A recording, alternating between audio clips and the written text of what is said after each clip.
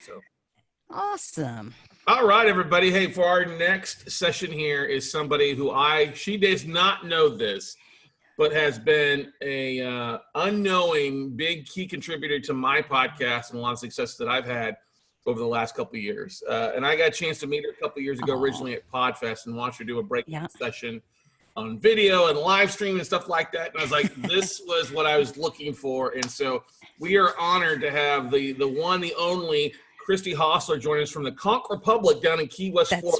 That's right. Long live the Conch Republic. That's right. That's right. Exactly. So honored to have you here on International Podcast Thank you. Day. Thank you. I'm so glad to be here. It's an honor to be able to participate. I've always loved, like, since they started doing this International Podcast Day, I've always just been looking for ways to plug into it because it's such a great event. So thank you for blocking off your schedule, even though it's not, it's not your full-time job to do podcasting like it is mine. So. Right. Well, that's the thing, that's the beauty about it. I was talking with Bill, who launched, IPD 7 years ago with his dad or his father-in-law. Wow. And, it's bloomed up. There's some people that were on ours earlier that, they've launched one for the Christian Podcasters Association. There's another group doing it. Yeah. In other areas in the country. So just honored to have it. You work with so many podcasters, Christy. So why don't you share a little bit about kind of what your podcast focus is and then dive into that? Yeah. So, I work with podcasters, but I felt for so long, like, a couple years now, that we really need help with monetization because so many podcasters and clients that I have been podcasting like religiously for week after week after week, never missed a show for years. And yet they haven't really figured out how to monetize. And they're good podcasts. They're coming from a place of value. They're wanting to deliver content, but they might just not be marketing experts like you are, with your business. So it comes a little harder for some people that are starting podcasts. So my goal, even with the Podcast Monetization Secrets podcast, is just really give a framework so that you can know when you start out your podcast that you're going to monetize and sort of know when to begin pulling the levers of monetization. And that's something that people a lot of times launch with sort of a hope or an idea, or maybe it's in the back of their mind that, what if I could monetize this? What if I could make money while I'm sleeping? And so, that's the goal. I mean, the goal is always to have multiple revenue streams. So hopefully we can get more people doing that with their podcast. Do you find that a lot of people, it's a mind block initially? They started off with a passion project? It's a huge thing. And we all have this, we say we all have the sales aversion, and it's true. We do a lot of times have a sales aversion, or even somehow you feel like your value proposition is compromised if you actually pitch something or offer something, and it doesn't make any sense because it's the only way to make a podcast sustainable, right? I mean, you can't be sustainable if it's not taking care of itself. And if it's only sucking the life out of you and sucking up your time and making your family hate you, it's not going to be a podcast that lasts very long to service your people that you really want to help, So it is a mindset. And I get so many people that they just feel like they almost have to have permission to pitch their own products and services on their own podcast. And it's your platform. So take advantage of it. Right. I mean, it's the easiest thing to start off with versus trying to go get sponsors or affiliates. It's so much easier. And even with the sponsors, by the time you do all the hard work to get sponsors, unless it's a really niche type thing and you have a really good connection within your niche, you're going to really feel, I don't want to say underpaid, but like undervalued by your sponsors, because they're just going to give you a few dollars for each 1,000 people that you clawed and scraped to get to listen to your podcast, So it doesn't feel like, oh, great, they gave me $30 for those 1,000 people. You're like, are you kidding me? It took 6 months for me to get to 1,000 people that are listening to my show. So it's not a good exchange. Now, where, when you're talking with your clients and stuff there, is there a number amount or of episodes they need to have in the bank before they start really kind of pushing that for the most part to build trust with their audience? Or, I think it's one of those things that in my mind, I know that it takes a while for your listeners to actually take you up on an offer, right? We know like 7 to plus times someone has to hear an offer a lot of times before they take it. But what happens is if you never start the process of pitching it, or you never start the process of offering, then people don't have that path to follow to get more of you. And so I really like people to start their podcast if they're launching brand new. Go ahead and have an offer that that you can make to people. And you'll be surprised at once you have that offer and it seems like there's another way people can take that next step with you, more people will take it than you think many times, because we all have super fans. I mean, even the most niche shows have like these diehard fans that will buy anything or show up anywhere their host says, and so that's the beauty of podcasting is we're creating these little micro niches of raving fans, and your super fans are going to want more of everything that you put out. So you have to feed them. But Scott, it's like anything. You can't just do like an implied sell or like they'll know to go to my website. I mentioned my website, and the sales, whatever I offer, is somewhere buried there on the products pages or the services pages. No, you have to be very in their face and just say, if you want X or Y, here's where to go get it, and go now before my offer ends or slots fill up or whatever. So but it's definitely a mindset thing, because people have a hard enough time finding their voice for their podcast content. And it takes them even longer to find their voice to feel comfortable saying, I'm pitching this, Once you get over that hump though, you turn into like a machine. Like you turn into a Scott Carson who can pitch anybody, anytime, anywhere and walk away with a check, We try, but yeah. That's right. We do. You have to, But it's always a value. It's, hey, we've got something that's absolutely. value. It's something that's help people lead on the path.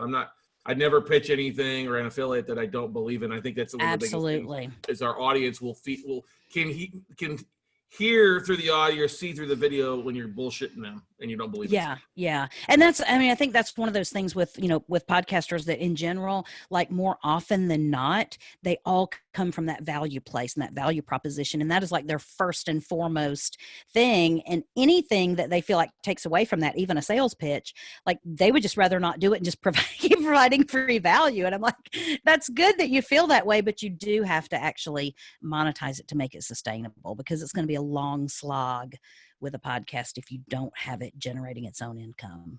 Mm-hmm. Now, as far as sales or opt-ins or things like that, we all know things have changed as far as lead magnets over the past years. Yes. Right? Ebooks or my first chapter in my book or my checklist or my extra videos. What do you see kind of being, and we know it's going to change, what do you see working well for people to opt in as kind of the first step to get on that email list? Right now I have a lot of people that are looking, they're actually doing sort of like tactical things, more like how to do, like how to do something. So like how to improve communication, like my guide for how to improve communication with your wife, or my guide to do this, that, or this. So it's a lot of like, if you can give somebody a strategy along with a few tactics, even if they're part of the tactics that you would teach as part of a larger program, then what happens is you're still giving them something that you normally wouldn't just give away for free. You would normally charge from it, but it's enticing enough for them to find out what your program is and give it away. So one of the things I always tell podcasters when they're starting out is stop focusing on downloads, because downloads are really the worst kind of vanity metric for a podcaster, but instead focus on email opt-ins, because it'll do a couple of things. It'll, number one, make you begin testing your lead magnets, right? Mm-hmm. So the more, it's like we fish down here, right? So we throw out all different kind of bait, and the same bait I'm going to catch tuna with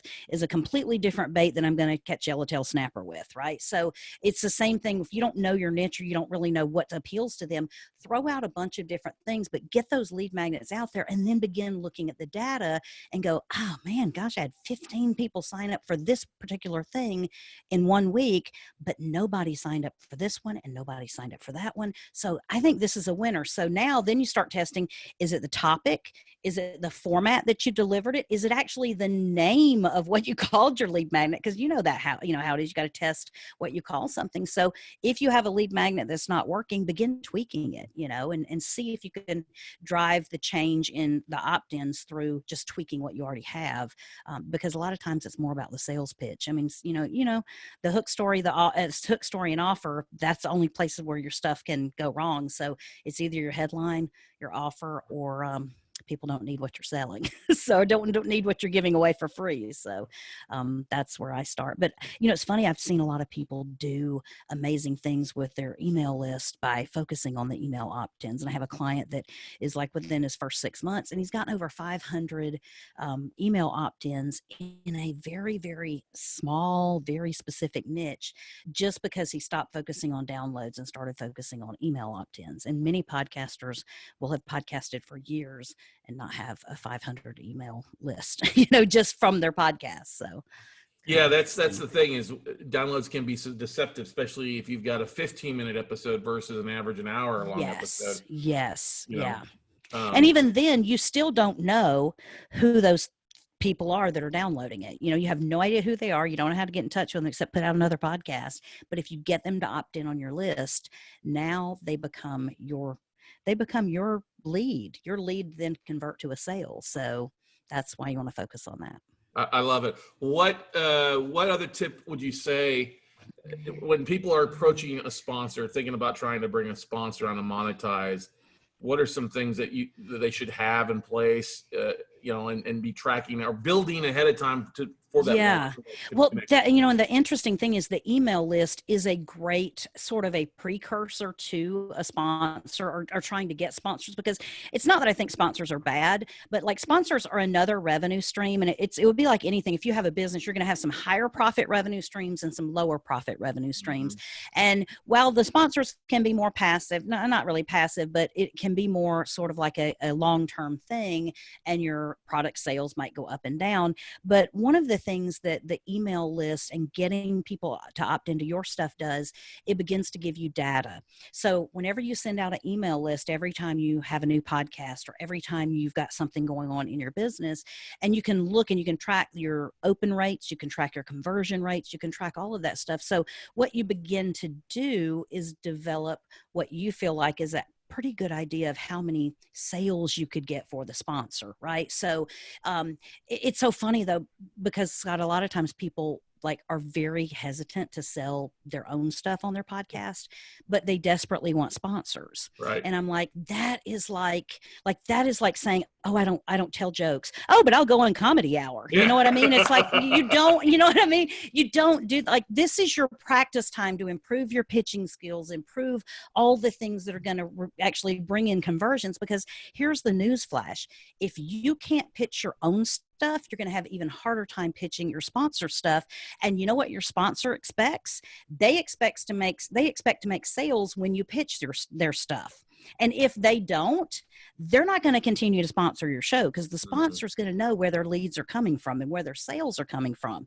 And if they just gave me $1,000 for a month to pitch you for pitch your product on my show, and they get 0 conversions, they're not going to give me another $1,000, right? That was a one-time thing. So the better you can get at getting email conversions, the better you can get in getting the data for what type of conversions you get on upsells when you pitch your list, then you could even go to your sponsors and use that and say, every time I make an offer, I've made an offer in the last 3 months, I've gotten anywhere from 20 to 25% conversions on it or something like this. Now, granted, I have a small list, but my open rates are 30% every time I send out an email. You can give the sponsor that sort of thing, and that begins to show them that you really have your own fan base that you can, and customer base that you can tap into and share their product with. And then you become a better advertisee for those sponsors because you've already worked out the pitching stuff. Don't practice, don't go to the major leagues and practice.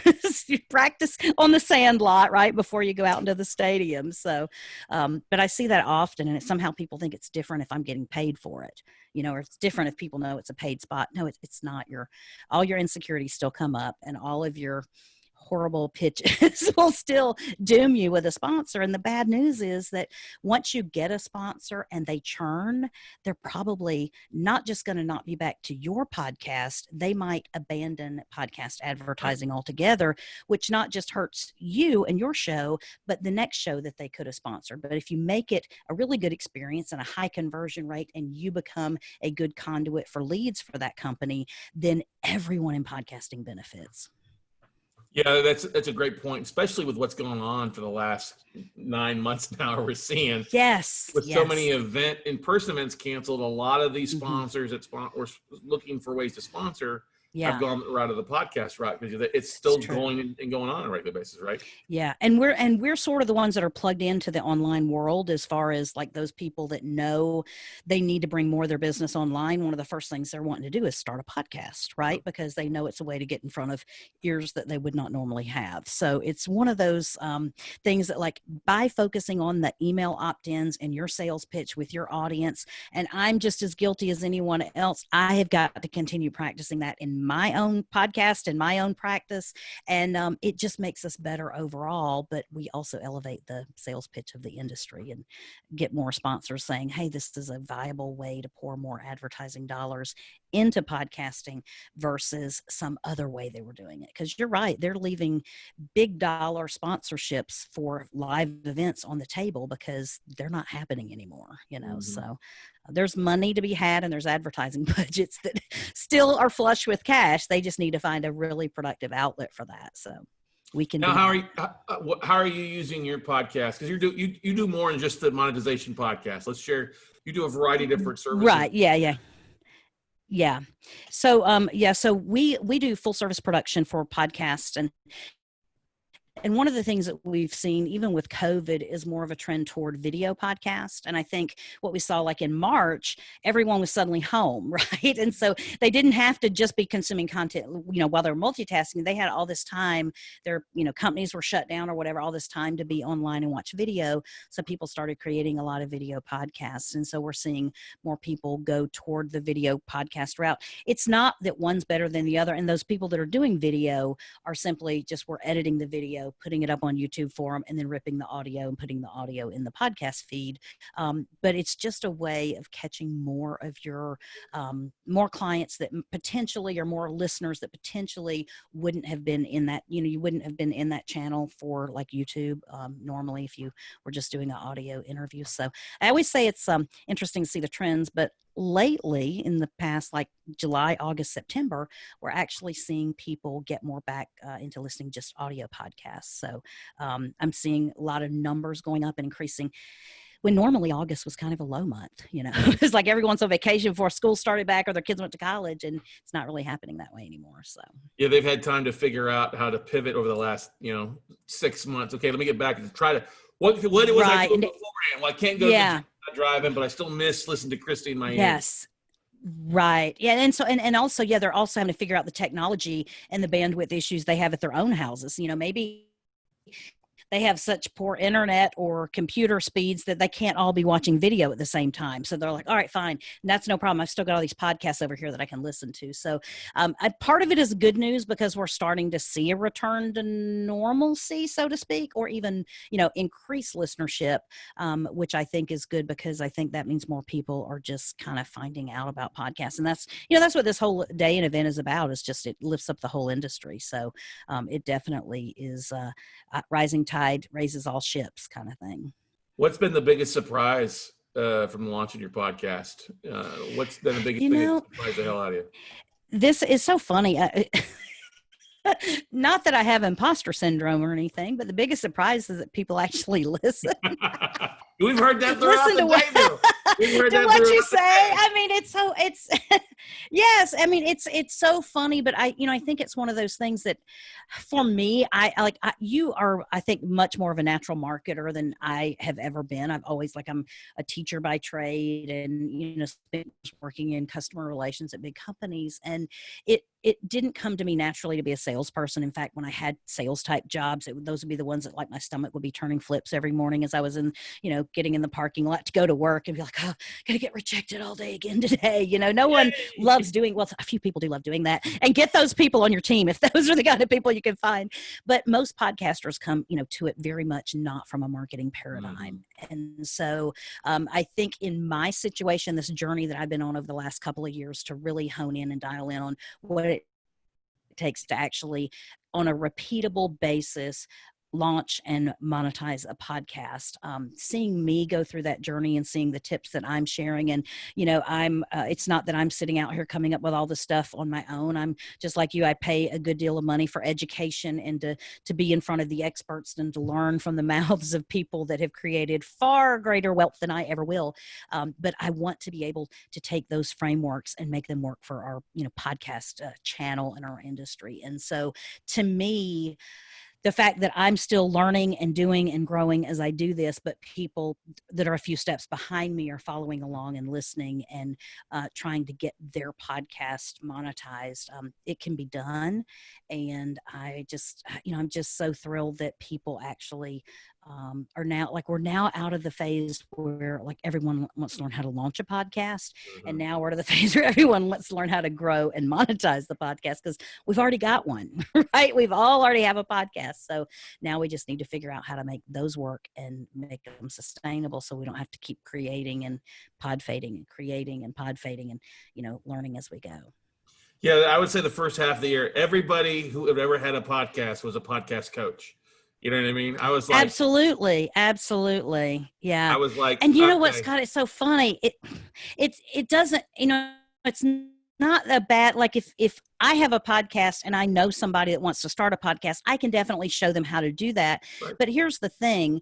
If you've done it once, your experience is far different than like someone like me who might, submit 20 shows to Apple or whatever every single month. You know what I mean? So It's the same way. Like, I might luck up on a really good real estate investment deal, and I might make a lot of money like one time, but that probably does not qualify me to give advice with what you're going to do with your hard-earned cash, right? You got to watch Scott's show for that kind of stuff.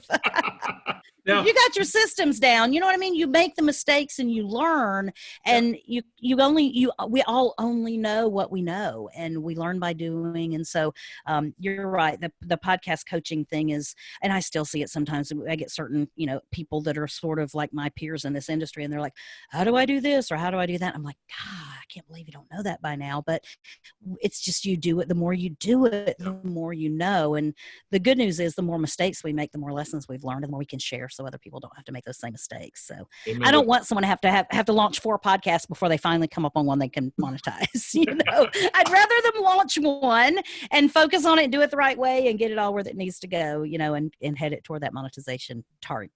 Now you've got an event you're putting on too. Let's talk about this. Yeah. I think everybody's listening to this, whether you're listening to this live on YouTube, Facebook, or listen to replays, and you're a podcaster here, but make special attention to listen to what Christy's going to share, because I know you've been working on something hard, and I'm excited for this. Yeah. Event. Yeah, exactly. It's called the Podcast Monetization Summit. And the one thing that's different about this, and our dates are like mid-November. I just had to switch them because of a few technical things, but we're in the process of doing all the interviews for it. But it's basically 3 days focused on just hearing all the different ways that people are monetizing podcasts. And the cool thing is, these aren't just people that are talking theory. Like, many of these people are my clients, are my friends, and I know how much money they make from their podcasts. I know what they do to get the marketing down pat. And so there's, whether it's because you want to do your own services, or whether you want to do affiliate marketing, or whether you want to do it as a lead gen for your other business, or whether you want to do it with just sponsorships, or whether you want to do a podcast where you just sell courses and other things, we're going to have podcasters that are actually doing it on, and to tell you exactly how they're doing it. So it's just going to be like, sort of like, pick your own priorities as far as where you want to focus in on monetizing first. And then after that, go, okay, good. I got my first sponsor. Now, what do I need to do to create my first product? And just really give people just sort of a really deep dive into that one aspect, because you know how it is when you go to conferences. There's always the people that are just wanting to learn how to podcast. Mm-hmm. And then there's other people that are like, I need everyone to tell me how to monetize, and you can't get enough of that. So this is only about monetization. It's not about gear, or what mic we love, or what mic we hate, or what podcast host should we use, or whatever. It's strictly monetization, and not just theory, but people that are actually doing it. So I'm excited. And the cool thing is, once people monetize their podcast one way, they then start exploring other ways. And so there's going to be some really unique stories of the way people have, and that's really how we learn, is like you hear somebody else did this, like, oh yeah, I started out doing this and then I found out this was happening. So I did this and man, this offer just exploded. You're like, oh, that's genius, and that's what we want to share. And we want to have those revelation moments. So you're going to actually be a guest on that. And I'm excited about that because I know you've got you have gotten some amazing stories to tell about how much money you have made from your podcast. And so I can't wait to hear all that. The podcast has become our number one marketing thing, and I'm the number one sponsor for my show, I guess you could say. Yes.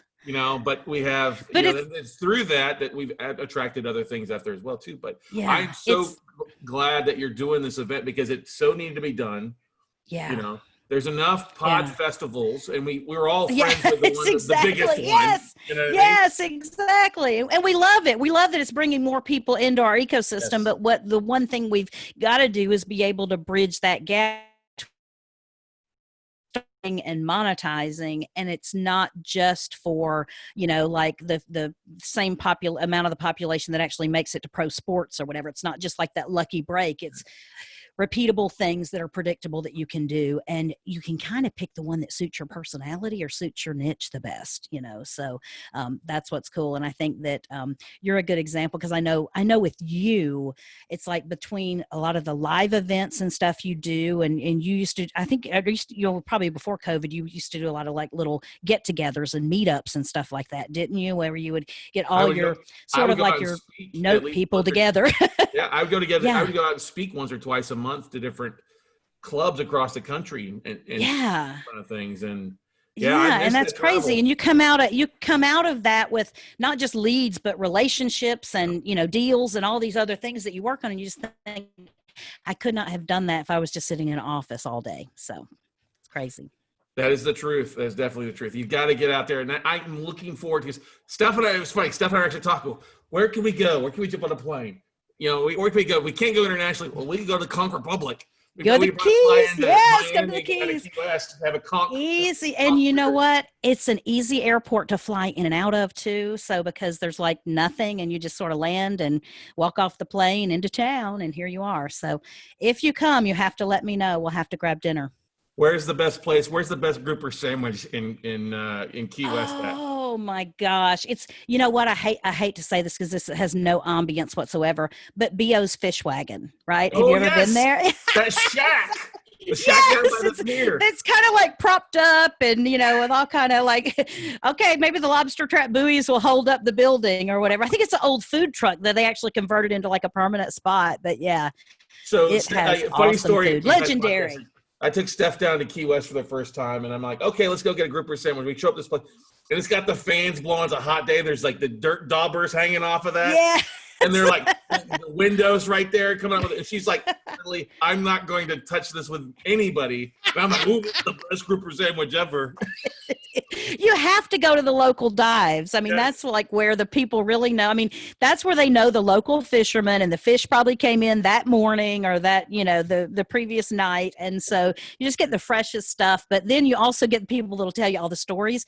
And boy, we got some characters down here. So you don't ever do a quick lunch if you're just gonna go out and talk to people and meet people. So it's a fun thing. Yeah, it's definitely a great place down there. One of my favorite places to hang out and go for, whether you're staying. Awesome. Well, you'll have to let me know anytime you're in town. I will call you, definitely.